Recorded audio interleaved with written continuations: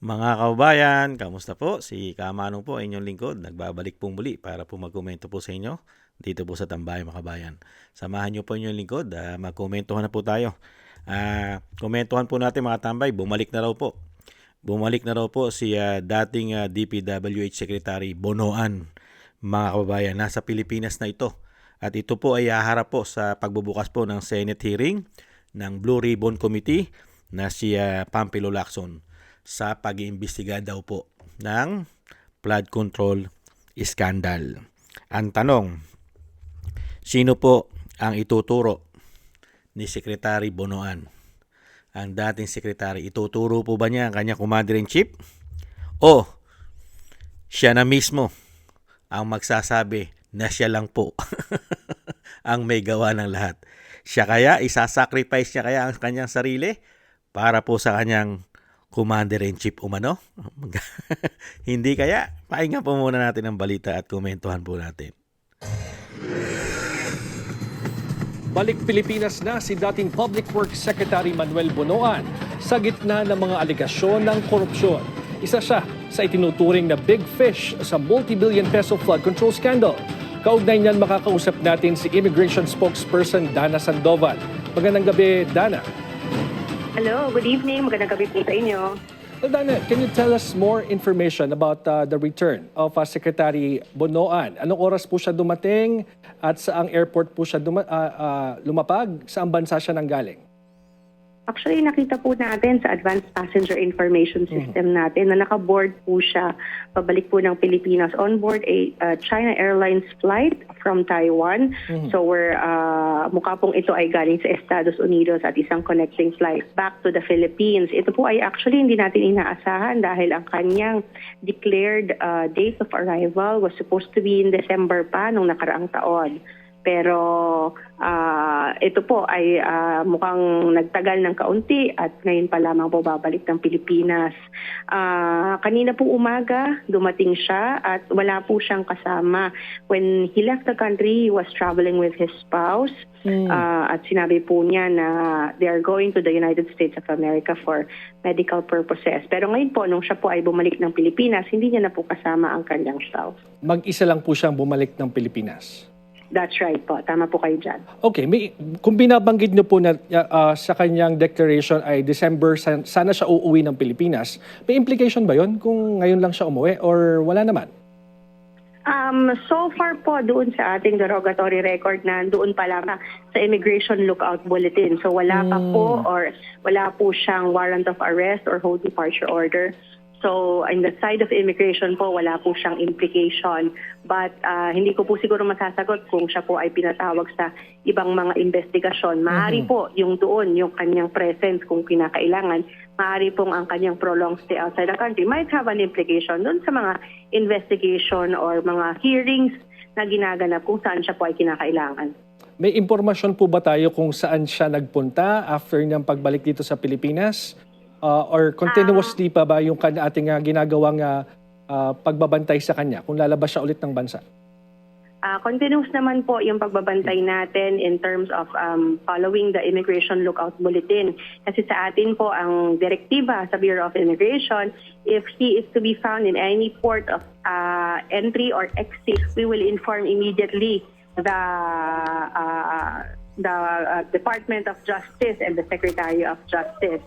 So sa atin po, kapag na-encounter natin silang muli or siyang muli na aalis or mag-a-attempt na umalis ng bansa, agad po natin i-inform ang ating buting secretary about his travel. But his movements inside the country is not, hindi po saklaw ng Bureau of Immigration.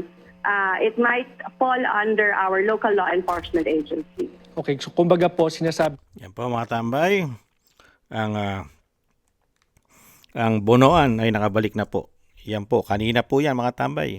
Kanina, kahapon, nakabalik po ang sekretary po, ang dating sekretary Bonoan. Ang tanong, mga kabayan, sino-sino kaya at matutupad na po ba yung ipinangako po ng Pangulo na makukulong na po ang mga big fish?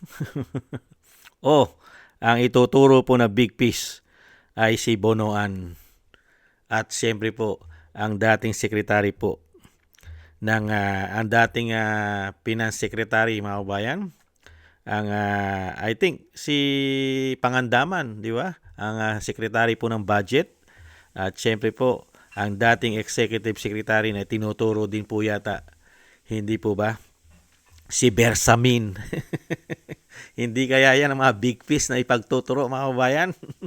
Pagka po nag-imbestiga na, dahil mismo po si Senator Lacson, ang sinasabi po niya ay napakarami raw pong ginawang pagsisinungaling itong si Bonoan kay Bongit na tinatawag na bangag ng kanyang ate na si Senadora Amy Marcos. Doon pa lang po sa pagsasalita noong nakarang araw ni Senator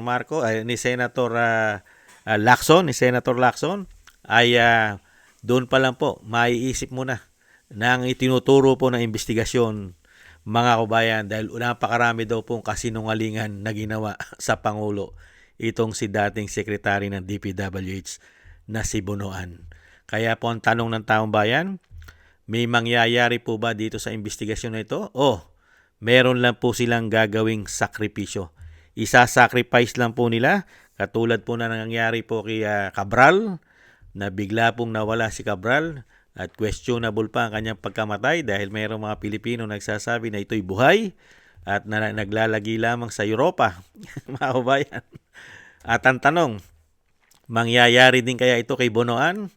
Yung nangyari kay Cabral na bigla pong nawala at biglang nahulog doon sa bangin? Wag naman sana, mga kabayan, na mangyari po kay Bonoan ang nangyari po kay Cabral, mga kababayan. Dahil dito po sa nakikita po natin komento po na inyong lingkod, hawsyaw ang lalabas umano. Wala pa rin pong matutumbok na napakarami pong big fish. Dahil napakarami pong sangkot dito na big fish umano.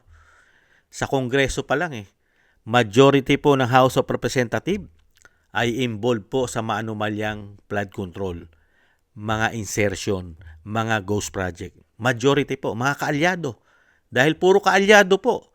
Puro po kaalyado ng administrasyon umano ang nagpasasa sa mga proyekto. Real talk. Karamihan po, majority. Dahil pagka hindi ka kaalyado, kawawa ka sa proyekto, sa pondo. Hindi kaya? Lalo-lalo po sa Senado. Hindi ba? Kaya magkakaroon po ng takipan Kaya nakita nyo po yung delayment. Yung delayment na ginagawa nila investigasyon. Hindi po ba? Puro po salita, puro pangako. Pero wala pong gawa. Kasi sa totoo lang, real talk, lagi po natin sinasabi, napakahirap po kasi na mag-imbestiga at tukuyin mo at hanapin mo at pagbintangan mo ang totoong mga magnanakaw sa ating bansa kung mismo nag-uumpisa ang korupsyon sa Malacanang umano. Siyempre, pagka magnanakaw ang nakaupo sa Malacanang umano, magnanakaw na rin ang mga kaalyado nito umano dahil meron na po silang protector, may protection na po sila. At napakahirap naman pong paniwalaan na si Bonoan lang po ang iipitin nila rito. Si Bonoan po ay sunod-sunuran lang po ito sa kanyang Commander-in-Chief. Hindi po ba?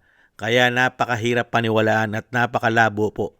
Napakalabo po sa sabaw ng pusit kung si Bonoan po ang magiging big fish, mga kabayan. At hindi po mai-involve dito umano yung tinatawag na bangag, mga kabayan, ng kanyang ate. At malabo rin sa sabaw ng pusit na hindi po alam, lalong-lalo po yung dating speaker na tinatawag na tambaluslos ng Vice President Sara Duterte. At syempre po yung anak na napakarami pong nahawakan ng insertion budget sa kanyang distrito, si Congressman Sandro Marcos. Di ba si Congressman? At sa kanya pong distrito. Kaya po, mga kabayan, ito pong pagbabalik ni Bonoan, mga kabayan, ito po, komento po na inyong lingkod, napag-usapan na po nila yan. Scripted na po yata yan umano. Komento ko po. Scripted na po ang pagbabalik. At syempre, kailangan po na meron pong mapagtakpan umano. Dahil kung hindi po, dahil sa panahon po ngayon, napakahirap pong banggain ang nakaupo ngayon dahil kontrolado po lahat nila ngayon umano. Hindi po ba? Lahat ng kapangyarihan, pera, seguridad, men in uniform, lahat po ng departamento, kontrolado po yata nila. Paano mo babanggain ang gobyerno na kontrolado nila at mismong kailangang proteksyonan ang bawat isa sa kanila? Kaya nga lang po hindi nila maproteksyonan ngayon, katulad po ni Bonoan, mga kabayan, dahil po wala po kasing maipakita sa taong bayan doon po sa mga proyektong ipinagmalaki nila. Hindi po ba? Kaya po hintayin na lang po natin mga kabayan dahil wala naman po mangyayari dito. Magkakaroon lang po ng katotohanan na mapapanagot po ang malalaking ulo ng isda na gumawa ng korupsyon at pagnanakaw sa ating bansa kung isang Duterte po ang uupo. Pagka ang Vice President Sara Duterte po ang Pangulo ng bansa, nakakatsak na po tayo na lalabas po at mapaparusahan at maibabalik po ang pera ng taong bayan na ninakaw nila. Pagka ang Vice President po ang naupong presidente ng bansa. 100% po yan, mga kababayan. Napakarami pong ulo na malalaking isda at mga buhaya ang lalabas at magtatago at aalis ng bansa. Hindi kaya? Maraming salamat po mga tambay sa nagusto po natin tambay mga kabayan sa YouTube at TikTok. At ganoon din po sa ating mga subscribers sa mga nagbibigay po ng komento, like, share, and subscribe. Mabuhay po kayo. Shoutout po sa inyong lahat. At syempre po, thank you po sa mga nagbibigay po ng tulong at biyaya. Shoutout po kay Tatay Nick ng Canada, Balance Vision TV, kay Eric Hershaw ng Canada, Kingston ng Hong Kong, Gay at Shena, kay Jake Yahut ng Maisog, California, USA, Gina Ray Solidides ng Berlin, Germany, Julieta Celona ng Sydney, Australia, ako si Pilam at si Annie Jo. Thank you po mga kabayan sa inyo po mga tulong at biyaya. Shoutout po sa inyo at ingatan po kayo sa inyo po mga paggawa. At syempre po mga kabayan, yung dasal at dalangin po natin para po sa ating buong sambahayan at sa pamilya Duterte na ating Vice President, ganoon din po ang dating Pangulo, ay maingatan po tayo sa kapahamakan lahat mga kababayan. At syempre po madugtungan pa po ang buhay at kalakasan ng dating Pangulo at makalabas na po siya sa lalong mabilis. Maraming salamat po sa dasal mga kababayan. Ingat-ingat po tayo at God bless po. Tiis-tiis lang po mga kababayan. Paalam. Bye-bye.